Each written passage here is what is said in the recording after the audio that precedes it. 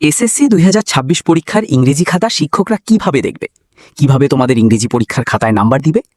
বেশ কিছু বোর্ডের শিক্ষক যারা প্রতি বছর চলে খাতা দেখে তাদের কাছ থেকে আমরা যে তথ্যগুলো তোমাদের পেয়েছি যে এসএসসি 2026 পরীক্ষায় তোমাদের ইংরেজি খাতাতে দেখো আগে উত্তর ভুল লিখলেও কিন্তু নাম্বার পাওয়া যেত।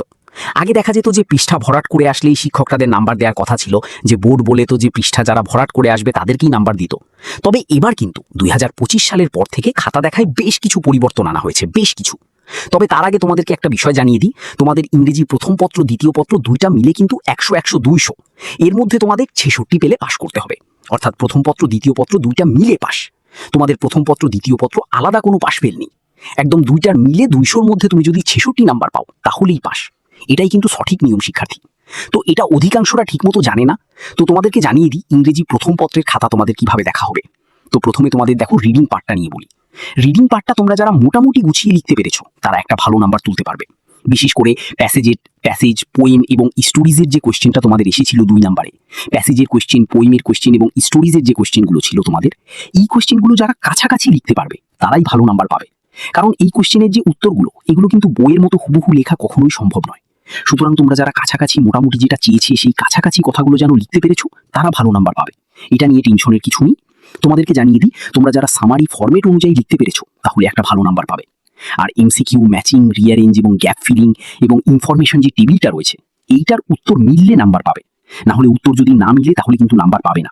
কারণ এগুলো একদম pure number. MCQ, matching, rearrange, এটাতে আসলে উত্তর মিলতে হবে। উত্তর মিলতে পারলে তোমাদের এটা নাম্বার পাবে, না হলে কিন্তু এটা নাম্বার পাবে না। তোমাদেরকে তো তোমাদের স্টোরি বা ডায়লগ তোমরা যারা একটু ভালো করে লিখতে পারবে তারা 13-14 করেই পেয়ে যাবে। আর যারা মোটামুটি লিখবে তারাও 10-12 করে পাবে। তবে শিক্ষকরা একটা বিষয় সাবধান করেছে যে বানান যদি বেশি ভুল করো তাহলে কিন্তু নাম্বার কাটা যাবে।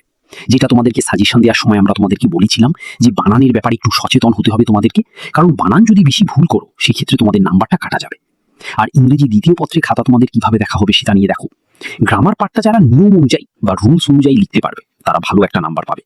কারণ যারা বলছে যে গ্রামার পার্টটা আসলে কাটার কিছু নেই, গ্রামার পার্ট তুমি যদি নিয়ম অনুযায়ী হয়, এই ক্ষেত্রে তোমরা যারা গ্রামার পার্টে সব থেকে বেশি ভালো করতে পারবে অধিকাংশ শিক্ষার্থীরা A+ পাবে যারা গ্রামার পার্টটাকে ভালো করতে পেরেছে। আর তোমাদেরকে জানিয়ে দিই, রাইটিং পার্টের মধ্যে প্যারাগ্রাফে যারা একটু ভালো করে লিখতে পেরেছো তারা মাথায় রাখবে যে 9-10 করেই পেয়ে যাবে।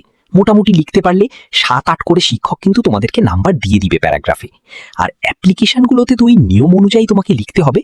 নিয়ম অনুযায়ী তুমি যদি লিখতে পারো একটা ভালো নাম্বার পাবে। আর কম্পোজিশনে যারা গুছিয়ে লিখতে পেরেছে তারা 16+ নাম্বার পর্যন্ত পাবে।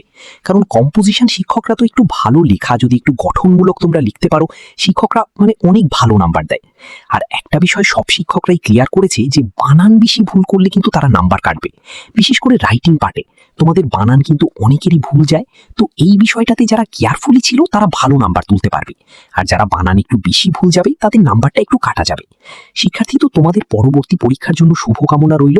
আর আমাদের এডুকেশন টাইম ইউটিউব চ্যানেলটা সাবস্ক্রাইব করে রেখো। দেখা হয় পরবর্তী ভিডিওতে। Thanks for watching.